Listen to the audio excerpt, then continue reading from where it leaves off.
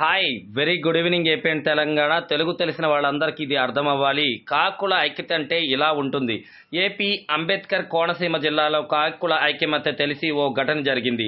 Tatipaka market chicken shop నుంచి ముక్కలు ఎత్తుకెళ్లి మళ్లీ వచ్చిన కాకిని ఓ ఓనర్ తాడుతో కట్టేశారు.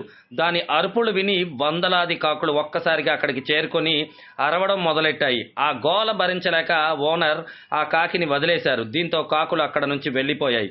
ఐకమత్యం విషయంలో కాకులను చూసి చాలా నేర్చుకోవాలి. దీన్ని మీరేమంటారు ఫౌండర్స్?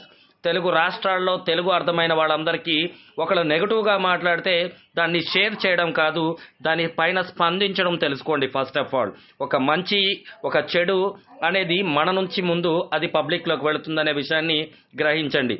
కాకుల్లో ఉన్నటువంటి ఐక్యత మనలో లేదు అని ఈరోజు చాలామంది అనుకుంటున్నారు. కానీ తప్పు.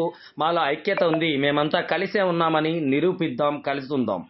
మనలో చాలా మందికి బాధ్యతలంటే బాగా తెలుసు. బాధ్యతలు బరువులు అన్నీ మోస్తూ కష్టపడుతున్న మనందరికీ కూడా ఒకటి కళ్ళ ముందు కనిపిస్తుంది.